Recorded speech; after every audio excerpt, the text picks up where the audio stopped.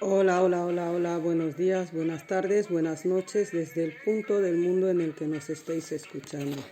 Esto es Jared Ngal, Espacio Literario, y aquí venimos de nuevo con un podcast que se titula Los valores fundamentales de la dignidad de la persona humana en los FAN. Vamos a empezar hablando de la dimensión biológica y social, el mequi, o sangre. En cuanto al principio vital del ser humano, fundamento de la individualidad y de la personalidad, y fundamento del ayón, es decir, la igualdad entre todas las personas, no solo del mismo ayón, sino del resto de los individuos. Por eso, la sangre era respetada por los FAN hasta el extremo de que si había que llegar al duro castigo de la pena capital, evitaban contemplar el horrendo espectáculo de su derramamiento, razón por la que optaban por una ejecución a través del ahogamiento en el agua. Esta medida dejaba patente lo que significaba la sangre para el pueblo FAN, que tenía un valor sagrado. En cuanto a la dimensión personal, libertad.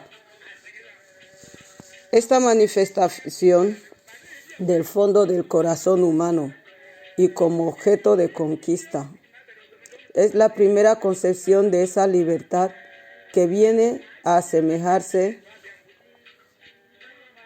con lo que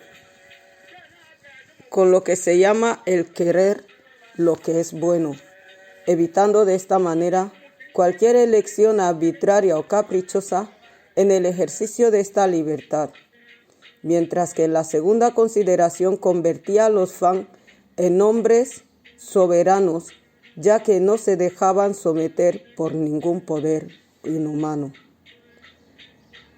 En cuanto a la dimensión normativa, el equi, tabú o prohibición, que era el soporte legal, verdadero código moral, norma de cortesía y de conducta en la sociedad ancestral.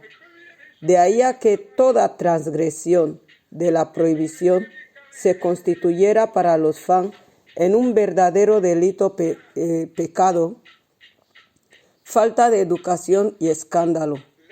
Y para su remedio, había que someter a los reos pecadores, maleducados y escandalosos a ciertas ceremonias, rituales interpuestas por los encargados y guardianes del culto de los antepasados y su oficiante, o en su defecto, infractores.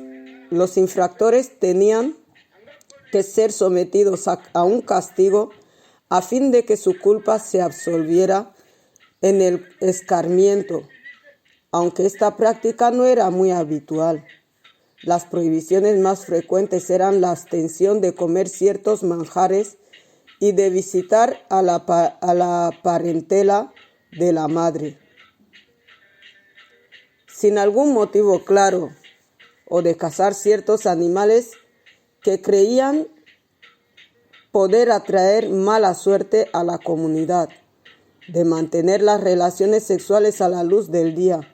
Creo que era la única manera como se podía evitar los adulterios y el desenfreno, ni de hacerlo con un miembro del propio ayón o clan, porque esta relación se consideraba incestuosa. El derramar la sangre de cualquier individuo, pero sobre todo de un pariente. Había una firme creencia de que quien rompía estas prohibiciones acarreaba la desgracia allá donde fuera, y eran considerados auténticos gafes en el grupo. Esta era la única explicación que daban los mayores cuando exponían su código moral y de conducta. Conjuraban por la muerte y la sepultura cuando imponían esas prohibiciones a los jóvenes, porque eran ellos quienes debían conocer esas normas por estar en el periodo de la formación de su personalidad. Y estos se quedaban sugestionados de que hacer lo contrario a la ley clánica lo pagaban con una inminente desgracia. De hecho, los Fang formaban sus leyes en forma de prohibiciones y quien las transgrediera incurría en un verdadero delito según el derecho o pecado o según las religiones. Estos eran los grandes valores que defendían los Fang y con ellos buscaban protección frente a situaciones de ignominiosas y procuraban una vida digna y por tanto desde ahí se puede fundamentar que la cultura de los derechos humanos sobre esta organización sociopolítica que hemos visto descansaba la democracia de los Fang.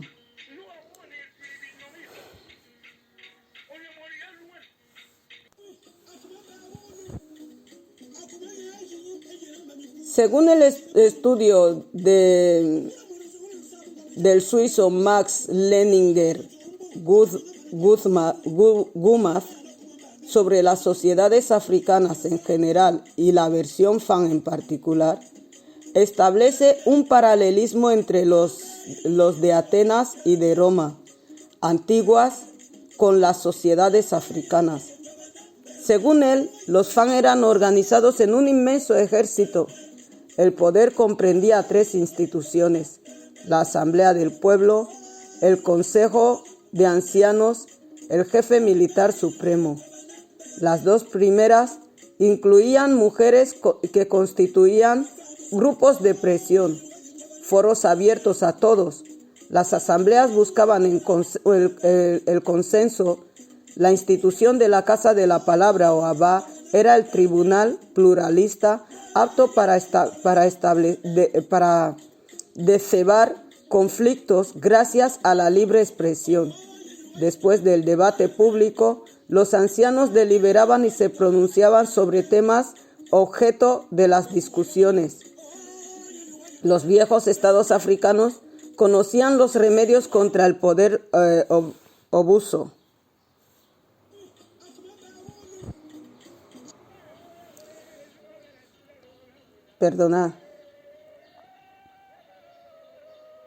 Un jefe no podía oprimir a su pueblo y esperar gozar de la bendición o de la cooperación de los ancestros.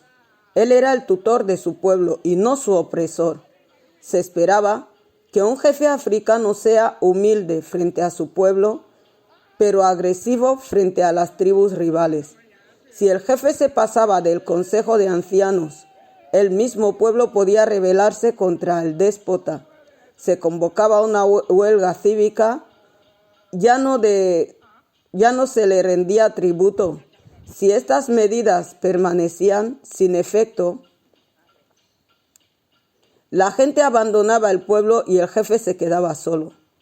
Además, la mayor parte de estas estructuras políticas eran reformables. Las decisiones políticas dependían del consenso. El concepto opcional leal permanecía probablemente incomprensible y el opositor era el desleal.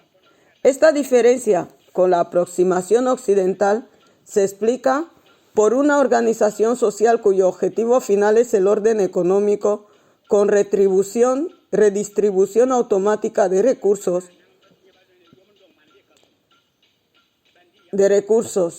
El concepto de propiedad privada hacía falta. El hombre rico no era respetado, excepto si compartía sus bienes con el resto de su etnia. Este ideal de retribución permanece patente todavía a día de hoy.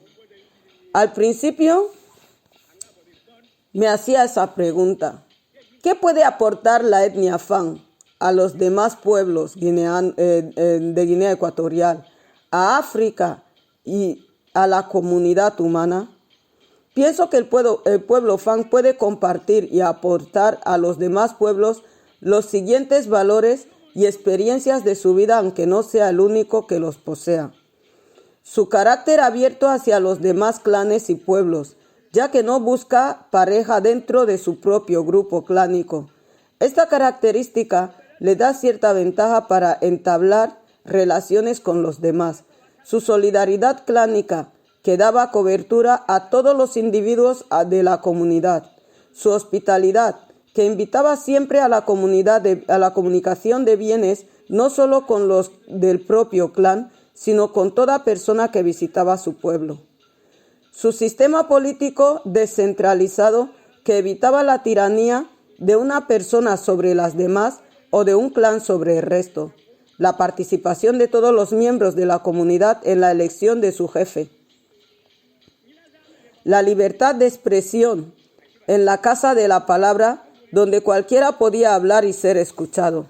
La separación de los poderes ejecutivo, judicial, militar y adquisitivo, y la persona que lideraba el grupo.